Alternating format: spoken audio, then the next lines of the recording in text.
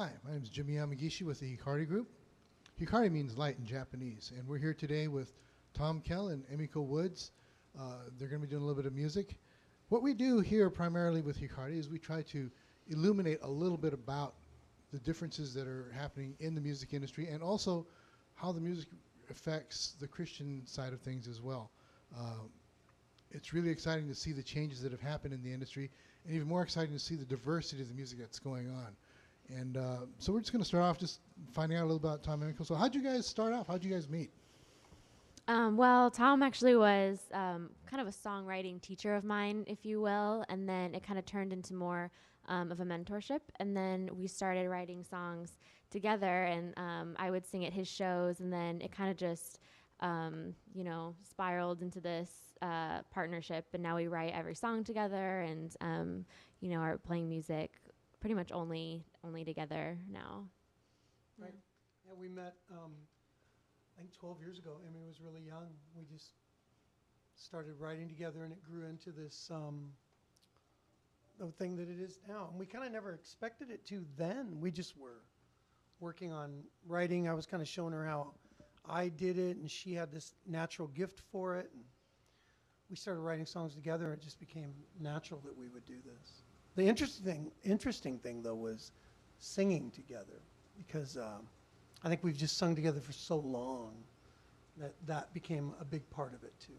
Is that part of your writing technique and stuff too, where you sort of like sing things out and then you hear how it sounds and part of the process? Or I think it's just kind of a natural byproduct now because we've been singing together for 10 years, so we know each other's voices so well. So that's kind of like the effortless part of it. And so I think it really just starts with the music and the words for us, and then the singing kind of comes along, which is really nice. Yeah, I think we actually at this stage even take the singing part of it for granted. I mean, we just write from this place that we know we can sing. So the songs really, it's more about what we're trying to say, or if we like a melody either of us have come up with. that's cool. Emiko, where are you from originally? I'm from Bellflower, Cerritos area, like Long Beach. You just kind of grew up did you grow up with any kind of music in the house? Or? Yeah, actually, like kind of my first music memory is driving in the car and listening to James Taylor on tape or cassette then. And my parents were always playing, Arlo Guthrie and, James Taylor, and I listened to Bob Dylan. So I grew up with that genre and other genres too. But once I started writing with Tom, my interest in that just kind of skyrocketed, and then I just really, really focused, and so I always had that influence, and then kind of later in life I rediscovered my love for it. That's cool, yeah, because like my kids, which are about your age also. It's terrible, I'm getting old. But yeah, they had to listen to my stuff too, but after a while they started getting more into hip hop and the things that are going on nowadays in current music, so it's very cool that you've been able to stick with that and that it became ingrained in you. And Tom, how about yourself? Where are you from originally? And I actually grew up in the Northwest, Seattle area, but I came to Los Angeles in 1983. So, I mean, I've been here as long as I was up there, I think. So now I could almost say I'm from Los Angeles, although I live in Long Beach now, Lakewood actually. But I came down for a record deal and thought I'd be here for a year, and stayed 30 years. Life happens. Life started happening. Now, the music that you were doing back then with your band, what was the name of the band again? It was... The band in Seattle was the Sky Boys. Sky Boys, that's right. Yeah, I've seen the album out there, so it's kind of interesting there. Yeah. But that music was very different from what you're doing with Emiko. Yeah, I mean, it is in that was a full-on 7-piece country swing / rock band. I mean, we were a full-on, but prior to the Skyboys, I was more involved in the kind of stuff we do now. So it wasn't a big departure for me. I mean, when I got signed on the strength of my songwriting, and so the Skyboys was kind of this wonderful, fun way to spend your 20s. It was just that band was such a great band, a lot of fun in the Northwest. But as soon as I came to Los Angeles, I kind of veered towards this, even back then. Do you have anybody else covering some of your material, or? Yeah, I've had 7 cuts by the Nitty Gritty Dirt Band over the years. 7, which is really nice. A song on their Christmas record and 5 of their other records. Katie Moffitt, Kenny Rogers. I had a pretty big song for Kenny Rogers that got me a little spot on the charts. My only time on the charts back then. So I had a little stretch of actual financial success doing this. It was a while back though. Yeah, well, that's cool. So you started getting more involved with Christian music. Your first couple of CDs with Emiko, in particular, are spiritual music. What got you in that position? Yeah, you might hear the birds back there. It's kind of cool. Yeah, suddenly it's night. Yeah, I was It's wondering. night here. Yeah, they've Nice. got doves back here in the venue. So Yeah, it's there's kinda cooing. cool. Cute. Yeah, they're Yeah, cooing. well-placed cooing is always a good thing. Suddenly we're like around a campfire or something. Right. Yeah, exactly, Right. yeah.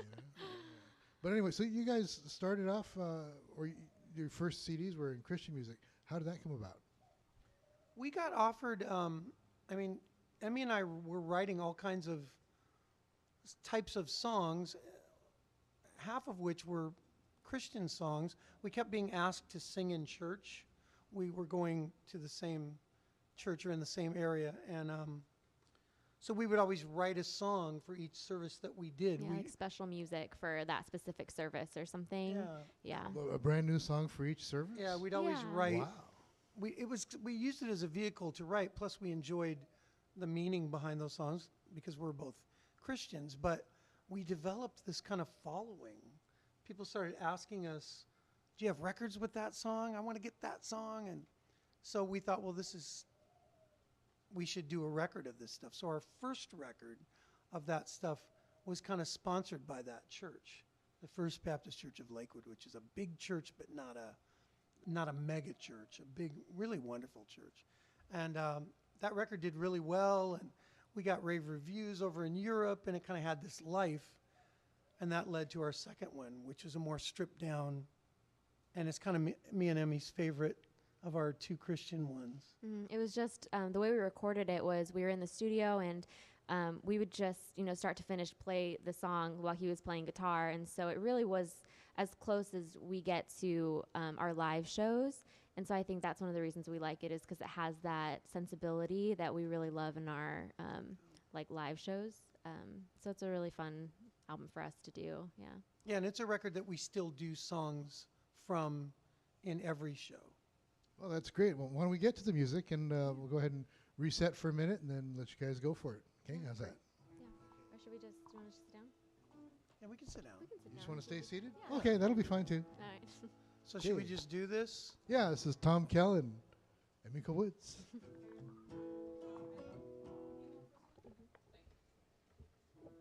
That's the greatest intro I've ever played.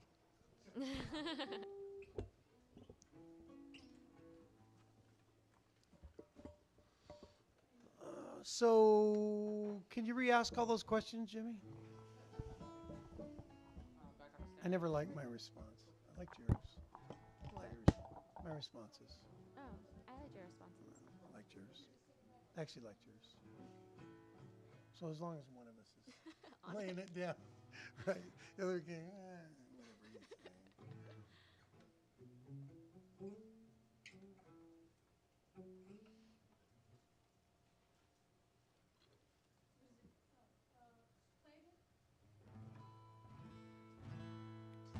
That's about, and definitely not louder than that. That seems about right.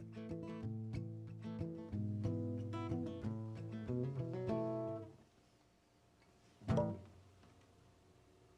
I bumped my glasses. They straight? What? They straight? Are they? Are you asking? Yeah, Yes. 'cause I just bumped them. You guys can start when you're ready. All right.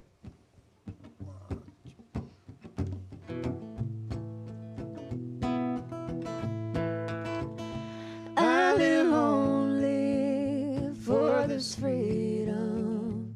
I live only for this peace. And when the night Can we falls, start over? I don't usually do that, but I had a big old frog in my voice. Here we go. Anytime?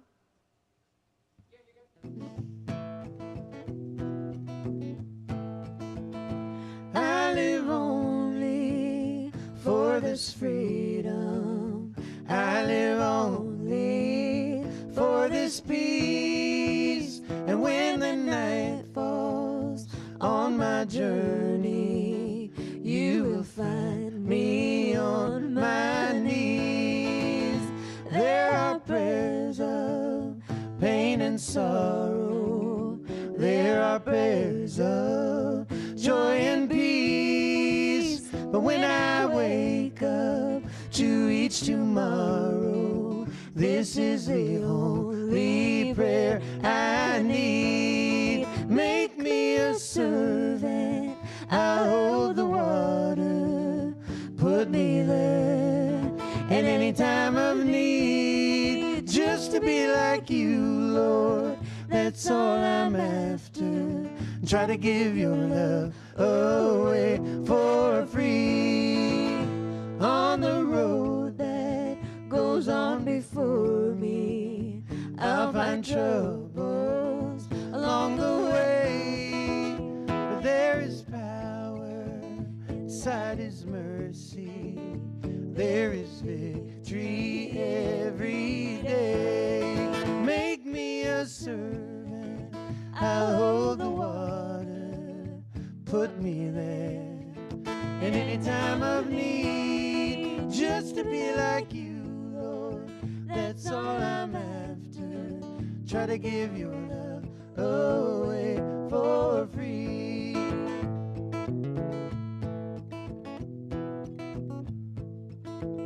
So if you see me, don't even wonder.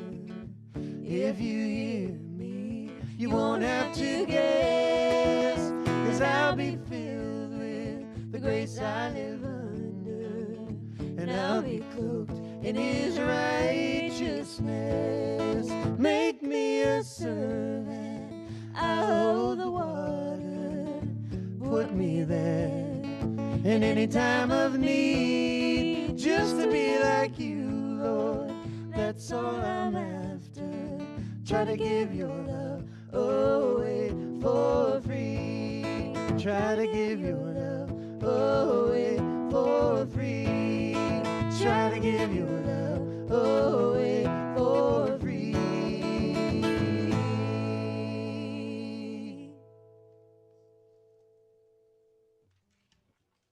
Sure.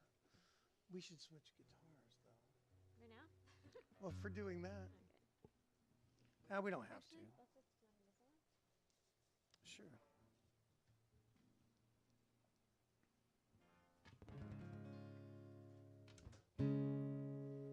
One, two, three. Every lonely soul, every broken heart, every loveless moment, every light gone dark. Every fatal hour, every crooked step, every word of hope not spoken yet. It's all just a journey home now, children, all just a journey home. Every breath you take, every hopeless sigh, every cloud that drifts through a clear blue sky. Everything you lose, every shade of gray, every broken promise you've ever made. It's all just a journey home now, children, all just a journey home. It's all just a journey home now, children, all just a journey home. Life is long. One day you're strong, The next you're on your knees. The lessons learned, the bridges burned, the truth you now can see. So save your tears, cry no more. True peace is found at heaven's door. The story ends where it begins, with the Son of God and the Son of Man. It's all just a journey home now, children, all just a journey home. It's all just a journey home now, children, all just a journey home.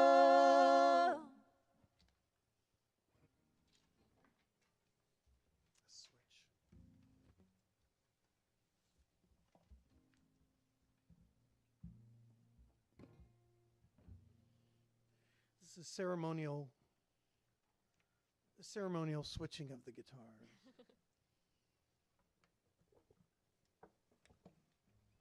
Done in songwriter circles around the world for no apparent reason.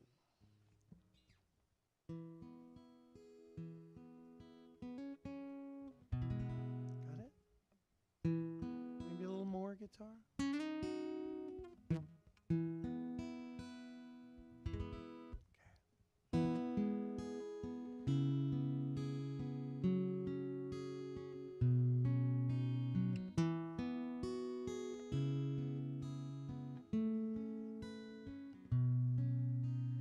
I've been chasing shadows every time one passes by, hoping that somehow one just might save me. Well, they say what's true will speak to you and call you by your name. Maybe I'm the one to blame, 'cause still I feel the same way. Lonely words on lonely streets get spoken all in vain, and nothing ever changes if it matters. I hide the truth, I run from you, and still these doubts remain. I guess it's just the price I pay, and still I feel the same way. Hear my hallelujah as I fall down to my knees. Hear my hallelujah and come and set me free. My prayers are sometimes spoken like they'll never reach your ears, just some desperate questions to be answered. I cry to you, it's all I do, and listen for your voice. I guess I have no other choice. Will I always feel the same way? Hear my hallelujah as I fall down to my knees. Hear my hallelujah and come and set me free. Oh, and hear my hallelujah as I fall down to my knees. And hear my hallelujah and come and set me free.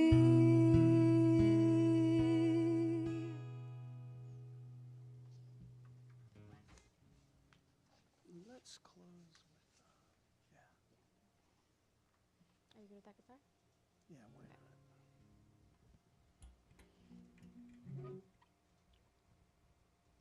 This is a new one, fairly new one.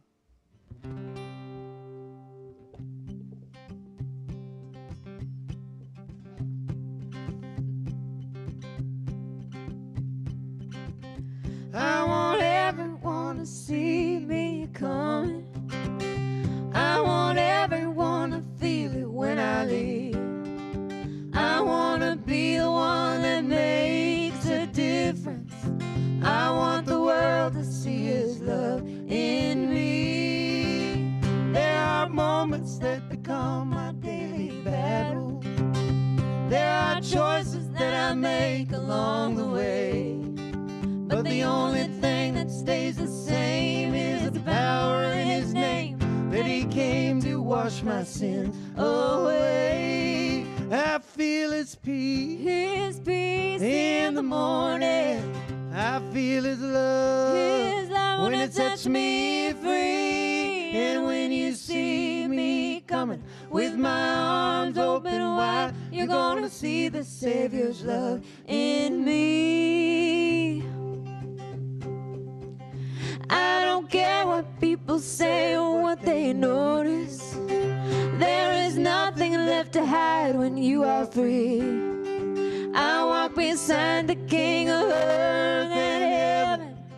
His love and power surely rescue me. I feel His peace in the morning.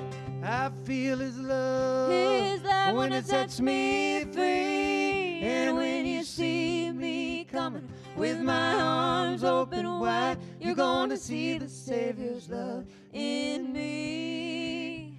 I'll shout His name out loud. How glorious the sound. Let this be my humble plea.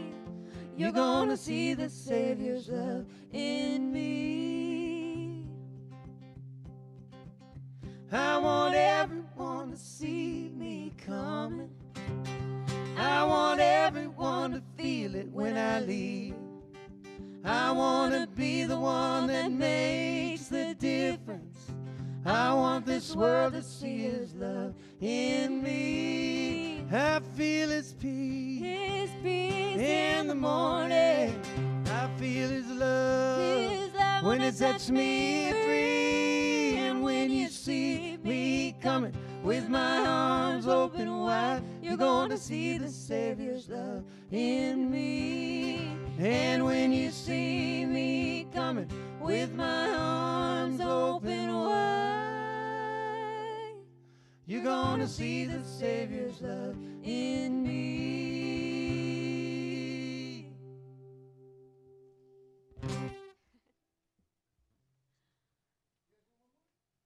Sure.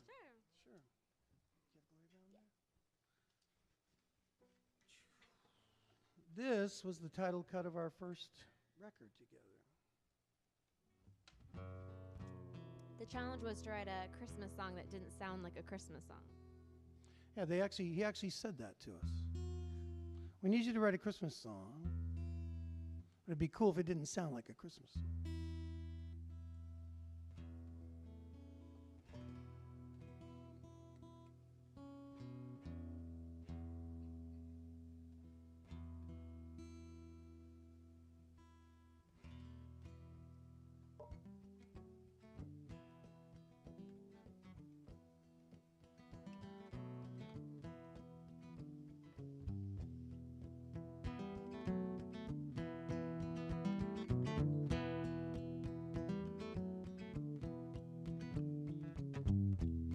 In a moment's time,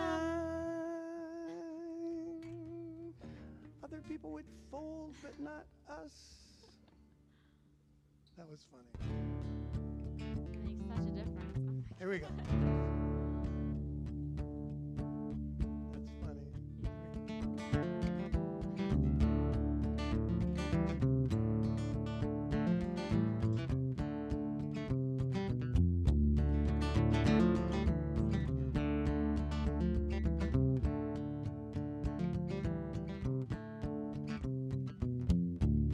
In a moment's time, the world would change. The call of our mercy preordained. A light from heaven marked the same. A Savior born to us that night. Angels sing, glory fills the sky. Peace and hope and joy must reign on high. Glory bound, you and I can be glory bound. Glory bound, this whole world could be glory bound.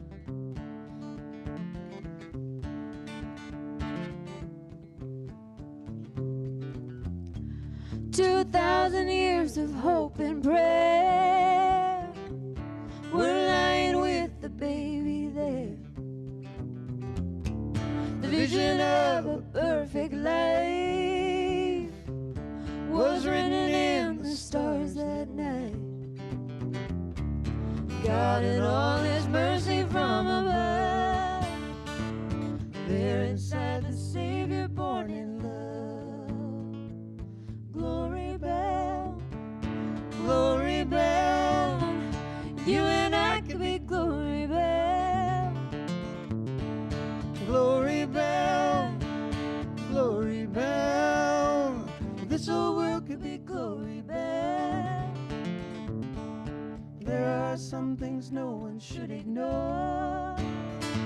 The hope once lost forever now restored, with all of time sweetly standing still, the promise of the Father now fulfilled.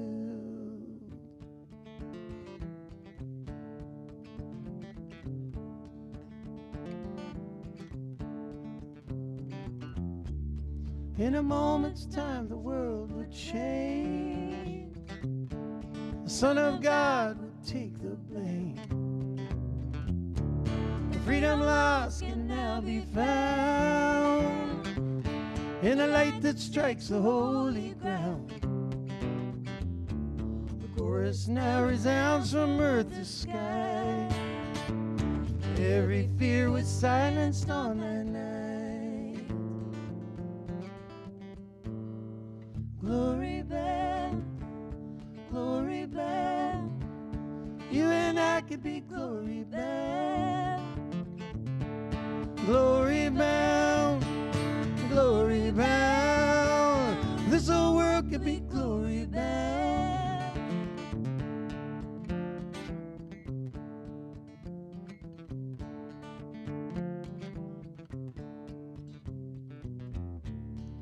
In a moment's time the world would change.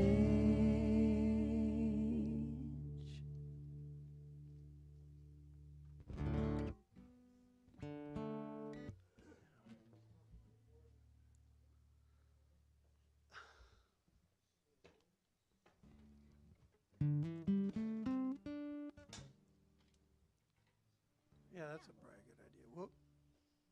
You're hooked. How'd it sound, Jimmy? Sweet.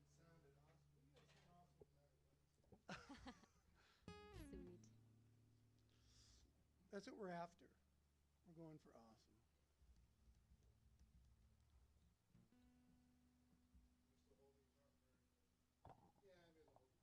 I could put it down. Do you want me to move it? Just put it down.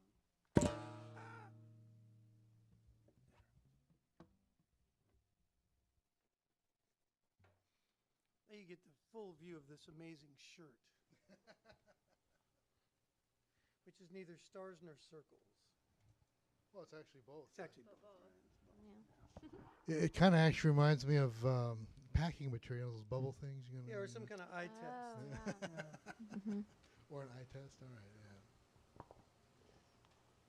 Well, that was some really good stuff. Now, you guys mentioned that you also play a lot of secular venues too, non-Christian venues. How do you reconcile that? I mean, do you play any of your Christian music in some of these other venues and stuff too? Or? Yeah, because I mean, a lot of their Christian music, it's not just. I mean, a lot of it for us, is about like the lyrics and the meaning and everything, but it also is like a genre and it's a style, and I feel like it's a style that's very welcome in a secular venue. So for us, we don't really differentiate between the two. I think like it's all music, is sacred in a lot of sense, no matter what the lyrics are about. And for us, writing our secular music, it's about finding truths and being honest. And I feel like there's a lot of there's something that's sacred about that. So for us, I feel like it's all the same. It's just what we feel like playing. I think the other thing too is that there's kind of Emmy and I write a lot of sort of heartbreaking songs on our secular show. Not all of it, certainly, but a lot of it. And the Christian side of our music is real uplifting. So it's kind of this cool balance. Like there's many times in the show when we do one of our sort of gospel flavored songs, it kind of lifts the set too. So even musically, it's kind of a Kind nice. of bring them down and then bring them up. Yeah. It's a roller coaster of emotion. Yeah, We aim for that. No, but that's good because that's exactly the kind of dynamic that happens. But do you find that anybody's ever offended by something that's too spiritual or no? No, I think Not the at thing all. that helps, though, Jimmy, the thing that's really helped is like Emmylou Harris did an entire gospel record. Patty Griffin did an entire gospel record. Buddy Miller, who's like the point man for the Americana genre, did a total Christian record. Yeah, well, long train running. I mean, Bob Dylan, right? So I think Historically, it's I do kind think of because of that, ingrained. It's yeah. ingrained in the music and in the genre. So I think it's kind of like a tip of the hat, to the past. And I feel like people maybe that would be offended, I think they realize that aspect of it, and I think it kind of negates any sort of offense. we're not real dogmatic either. I No. mean, we're singing about what we believe, but we're not real thumpy about it. Like if anyone talks to us about it, we just talk about how much we love this music. And if it blesses someone, the cool thing is usually the opposite happens. Someone will come up and go, "That's so cool, you do a song about Jesus in a show like this." And we're like, yeah, it's all it's all part of who we are, so usually it's the opposite. I don't know if we've ever really had anyone. At least no one that. Yeah, I guess they're not. anything. Yeah, I guess they're not going to come up and go, But I think if we were really, really dogmatic about it, for lack of a better word, if we were really, I don't know, we do it in a way that I just don't think. You were at one of our shows where we included some Christian stuff. It just sort of flows right along. I don't really see, it's been easy for us. Yeah. well, there's a good spirituality in most music, really. So Mm-hmm. that kind of comes across. And then being able to bring it out even further is a very, very cool thing as well. Now, family life, being a musician, especially, you're on tour, you're traveling around and stuff. I know you guys have actually played out of the state, out of the country. Yeah, well, Yeah. our record did really well in Europe, but we just got back from Seattle. We have to travel. I mean, we're wrestling with that. Yeah. How do you balance your family time and all that with? I mean, I think Emmy and I sort of decided early on that we would just take things as they come, and we've just done that. Like each opportunity that comes, we sit down, we go, should we do this? And if we feel like we should, we work it out with our families. And if it's too hard on everyone, we don't. And we have such a supportive family, and like my parents, my boyfriend, like they're so understanding, and they like understand how much that I love to do this, and I feel like for them that they want to see, whatever this can bring about, and so I feel very supported and encouraged by my family. Yeah, and my wife married a musician. I was a musician when she met me, so I don't think she expected anything less than my full. She never really wanted me to be anything other than who I am. And with Emmy and I, it's just kind of been a natural, okay, should we do this? We do this. I mean, it's just One day at a time, one Yeah, step at a it's been- time. it's been pretty easy for us. I mean, I'm sure in the future there'll be things that'll be tough, but we'll figure it out. Yeah, it's cool though, because there's quite an age difference between the two of you. Do you ever get that? Is that your daughter kind of thing? Or? Yeah, not so much anymore. We're known a little bit now.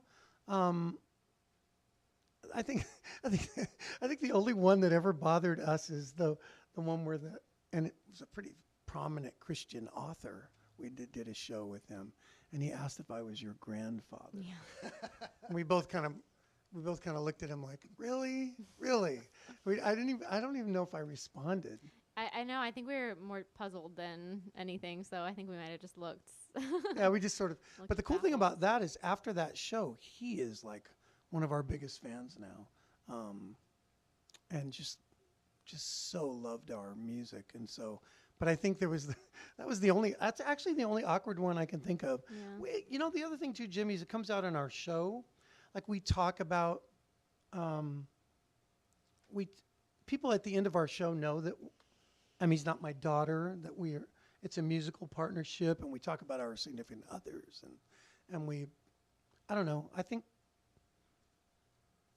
people just figure it out. We thought about that a little bit at first, and it's been like literally no issue. I think it's kind of cool, actually. No, it is really cool. You know, so many things have changed in the industry, and you know, for myself, you know, I play a little bit of bluegrass and things too, and but back when I was first starting out in music, there was a whole ethnic thing that was a little bit weird. I don't know about for you, but have you experienced that where people go, "Wow, you know, there's there's one of them Orientals playing that Americana music." You know, you ever get any of that kind of thing going on?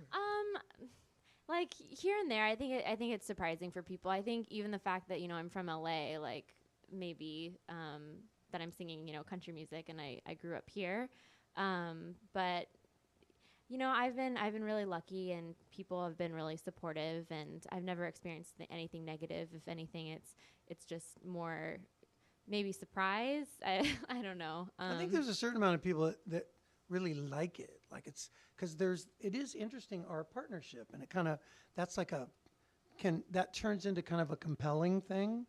Like there's this guy and this girl, and they write this music together, and they have this one voice, and it's like it becomes compelling as opposed to odd.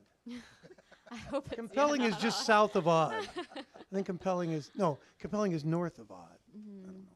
No, that's true. Your music is really, really amazing stuff, and that's why I'm really thrilled that I was able to get you guys here, you know, today to Well, thank you, be able Jim. Yeah, to it's great share to be that. here. And, It's a and I great hope that we place. can hear a lot more of that in the future, and you know, hopefully this podcast, webcast, whatever, you know, will help you somehow a little bit more. You Sure. know, you guys have done bigger shows than this, of course, and done bigger interviews, but We're big fans of Kulaks too. Like Emmy and I both really appreciate this venue and the people that work here, and Paul for having it all these years. I mean, one of our dearest friends, Kenny Edwards, who passed away a few years ago, Kenny and I used to play here and do shows here.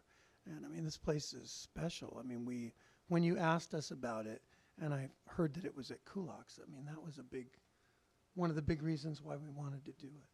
yeah, this place is definitely special. For a lot of people, it is like church, really. I mean, Yeah, this is. yeah, that's where the musicality and everything else kind of comes together in a way that, you know, where God really can't be denied because Right. there's something that's happening here. Yeah, it's very special. It really is. Like the environment is just very conducive for, you know, creativity and for I feel like, you know, community of gathering and appreciating the same thing and something that can connect everyone. So I like being here a lot. Yeah, and it's unique in that regard. There's not a lot of places like that. We play all these like hip. So you got to be hip to play there. At Kulaks, you just have to be. Kulaks, I think you just have to. I think what the audience expects from you is that you're passionate. If you're passionate about what it is you're writing and singing, yeah, I think it's a bonus if you're good at it. But I think if you're passionate about it, people embrace you here. And Paul's kind of been the center of that in Los Angeles for a long time. So we're Emmy and I are certainly venturing into the hip rooms, but we'll always play Kulaks. We love it here. Yeah, well, that's a big part of the music too, where you have that passion and you bring that everywhere that you go. You know, I've seen some of your YouTube videos. I've seen you guys live, and I see that you bring that no matter where you are. You know, you guys are you know, Tom Kell and Emiko Woods. That's it. You know, and people go to see that. And people go to hear what you do, and it's really exciting. Yeah, we really love it. She and I mean, we really love doing this. It's not hard. I mean, it's not hard to get up for doing this. We really love it. Yeah. When is your next gig? October 26th. Yeah, we're playing in Hermosa Beach live at the Lounge, which is a really cool venue. They film the entire show. It's a great little room, seats about 100. Great stage, great PA, great sound, and it's hooked on to the Comedy and Magic Club, which is Jay Leno's thing. And so they have comedy there, and then on the other side, it's singer-songwriter. We're playing there on the 26th, which is a week from Sunday. Yeah. And then we play Genghis Cohen in November 15th. Yeah. Well, that's quite a contrast there between those two venues. Yeah. Yeah, we're trying to play everywhere, Jimmy. Yeah, well, not that Genghis is bad, but it is a very different kind of a thing. Yeah. In fact, it's actually kind of like church because you got those pew sort of things out there where you're sitting and. You know what's kind of neat too? Back quickly back to the church thing, in our Christian concerts, and we've done a number of them. In fact, I think a few of our biggest concerts, when our Glory Bound record came out, I think there were 1,000 people at our record release, or 900, really close to 1,000. And what's so great about that is that whole show, which is maybe an hour and a half long, that's mixed with our secular stuff. Because our secular music is not anything we're ashamed of or afraid to sing to a Christian audience. It's about feelings or heartbreak or joy, relationships, and then all these songs interspersed about God. So we do it the other way too. It's like we've played Christian shows with secular songs and secular shows with Christian songs. That's cool. Yeah. Well, to wrap it up, what would be like the most important thing you would want to share with an up-and-coming artist? You know, what kind of things do you think an up-and-coming artist should know? You I think the first thing I would say is that you've got to really, really, really care about it. Like you have to, I mean, when I was young, everyone I was around was a musical person. Everything I did was about music, everything. And I'm not sure that that's healthy. I mean, all I did in my youth was whatever it took to play music live professionally and try to get to be a legit songwriter. But the thing is, what I would tell someone is, maybe you don't have to do that. You have to do a version of that. You have to really care so that when you walk out in front of people, at the very least, they're hearing music that you really care about. I just think it's obvious if you don't. And people kind of are smart enough to see through that. I guess if you're going to not do that, you better be real slick at what you're doing. You better have some amazing show, because it's either that or passion. It's one of those two. That'd be my 2 cents. Yeah, I think for me, going back and listening to the right people and taking kind of a page out of their book really helped me become the songwriter that I am. And I mean, by no means I'm still like learning like a lot by still like listening to those people. And then I think Tom having Waits. yeah, like I Tom listened Waits. to Tom Waits for a whole year, just to really try to dive into his music. And and Tom listened to Hank Williams for a whole year, as like a study. And I think stuff like that really helps. And I think having someone that not necessarily like even write with, like that works for us, but they kind of keeps you accountable, like not only, to That's a keep good writing, point. but so that you don't settle. Because I think, we have a tendency to maybe settle on a line, but for us, like really we challenge each other on every single word, every single line, so that at the end of the day, we can love the whole song. And I feel like that is something else that, like some practical things that have helped us. No, that's really good. In fact, one of the greatest things about being in this duo is that we hold each other accountable. It's like we each bring ideas to the table. Emmy will go, I've got this idea, let's write this. I'll go, I've got this idea, let's write this. But we're saying that knowing that the other one is going to weigh in. Mm-hmm. Like we never just go, oh, yeah, that's cool, let's do it. Ever. Yeah. Actually, the whole community kind of holds each other accountable Yeah. because when you play a venue like this, you got that audience out there. It's usually a lot of songwriters Songwriters. also. Yeah, that's true. Yeah, That's they're gonna true. go. That did not rhyme. It helps to have one person though first, so that when you get to that point, you feel confident enough. Yeah. Honestly, and there's been times that we've like kind of gone, we'll sort of disagree on something, and we'll go, and we always default to the one who cares the most about that. Like Emmy will go, does this bother you? And if it does, we'll fix it. Mm-hmm. Oh, does this bother you? And we just wrote a song Tuesday night that very thing happened in, where it was like, now let's change this. And the song's Yeah. better because of it. Yeah, it always ends up better. So, but it has to be some people you trust, Yeah, Yeah. that's true. Yeah, that's true. You don't want to run your ideas by someone that's not the wrong person. Yeah. Yeah, we get that a lot too. But in the long run,